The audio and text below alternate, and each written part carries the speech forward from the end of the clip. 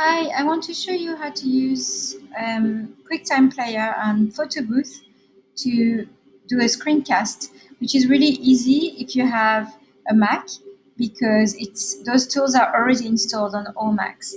So basically, if you go there and you look for QuickTime Player, you will see it there. Just double click on it, and then it appears. You know it's open because it says QuickTime Player here. It's not obvious. It's not immediately obvious. So once you've got this QuickTime Player here on the top left of your screen, you click on New Screen Recording.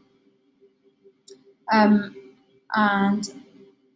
there, you need to really make sure you click on this little arrow here and you tell it to use the internal microphone because the default is often none, which means that then the sound is not being recorded at all.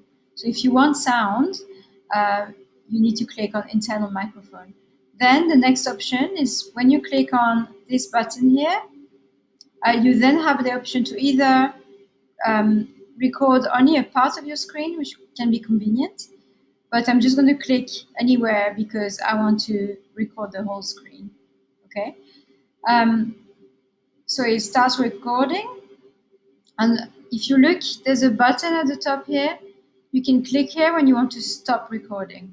Okay, so I'm going to carry on recording for now.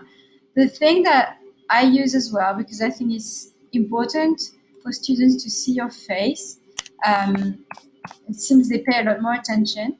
So you can use Photo Booth as well. And again, this is a tool that's in all Macs. So you just double click on Photo Booth, it appears, and then your face will be in the recording as well. So you can make it a bit smaller if you want. You can move it.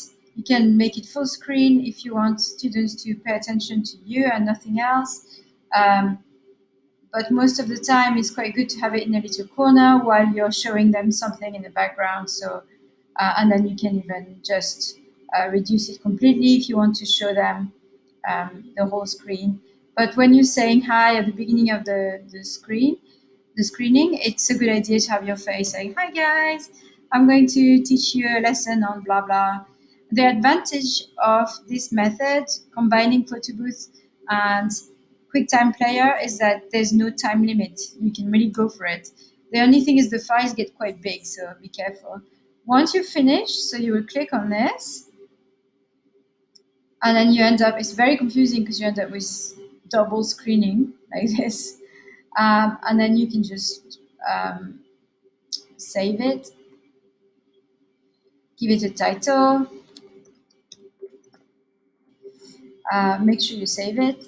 And then if you want to upload your screencast, it takes a little while to save, so I'm going to let it save. You can upload your screencast then by using YouTube. So if you go on YouTube, then you can upload. I will show you how to do this in a different video.